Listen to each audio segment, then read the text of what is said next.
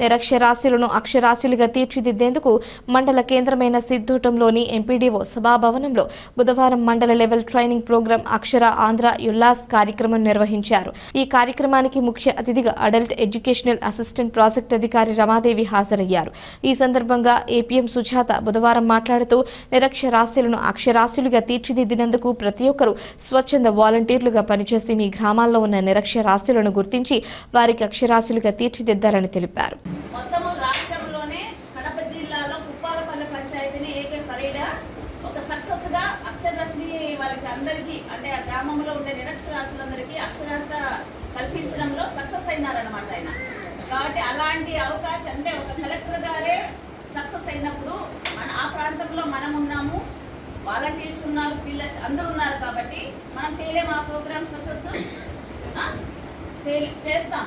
ఎందుకంటే ప్రతిరోజు డిఆర్డిఏ ద్వారా ప్రతిరోజు ప్రతి ఒక్క గ్రూప్ 10 మంది సభ్యులకి మీటింగ్ జరుగుతాయి. అట్లే ఫీల్డ్ అసిస్టెంట్కి ప్రతిరోజు వాళ్ళకి కూలీ పని ఉంటుంది కాబట్టి మనం వాళ్ళ దగ్గరే స్పెండ్ చేస్తాం. కనీసం 3 hours అన్నా స్పెండ్ చేస్తాం ఇక్కడున్న ప్రతి ఒక్కరు. కాబట్టి ఆ టైంలోనే వాళ్ళకి ఈ అక్షర జ్ఞానం కానీ సంఖ్యా జ్ఞానం కానీ కల్పిస్తే సరిపోతుంది. మళ్ళీ సపరేట్గా టైం తీసుకోవాల్సిన అవసరం లేదు.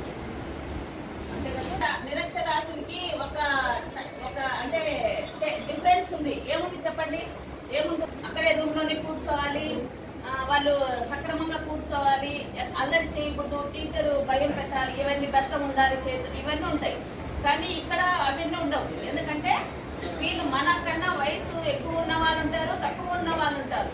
కాబట్టి వాళ్ళని మనం ఎలాంటి నిబంధనలు పెట్టకూడదు వాళ్ళ మీద. వాళ్ళు ఎట్లా వాళ్ళు ఏముండవు, వాళ్ళకు అనుకూలమైన ప్లేసు అనుకూలంగా కూర్చొని మనము ఈ జ్ఞానం అనేది చేయించాల్సి ఉంటుంది. ఉత్సాహంగా ఈరోజు ట్రైనింగ్ తీసుకోవడం కోసం మీరందరూ వచ్చారు. మీకు అందరికీ కూడా శుభోదయం. అదేవిధంగా ఈ కార్యక్రమానికి జిల్లా వ్యాప్తంగా కలెక్టర్ గారు చైర్మన్, మండల విషయానికి వస్తే ఎంపీడీఓ గారు చైర్మన్. మరి ఎంపీడీఓ గారు ఈరోజు ఏదో మీటింగ్ ఉండి రాలేదు. మరి డిప్యూటీ ఎంపీడీఓ మేడం గారు, తర్వాత assistant project officer adult education madam గారికి, అదేవిధంగా డిఆర్డిఏ ఏపీఎం మేడం గారికి, ఐసిడిఎస్ సిడిపిఓ మేడం గారికి, సూపర్వైజర్ మేడం గారికి, అదేవిధంగా నిమ్మ ఏపీఓ సార్ గారికి అందరికి కూడా ధన్యవాదాలు. మీకు కూడా మరొకసారి శుభోదయం. మరి ఈ కార్యక్రమం ఇంతవరకు మీరు చాలామంది విని ఉంటారు ఈ కార్యక్రమాల గురించి. సుమారుగా 1978 నుంచి అనేక కార్యక్రమాలు జరుగుతూ ఉన్నాయి దీనిపైన. ముఖ్యంగా మేడం గారు చెప్పినట్టు అక్షరరశ్మి అనేది చాలా పాపులర్ ప్రోగ్రామ్ దీంట్లో.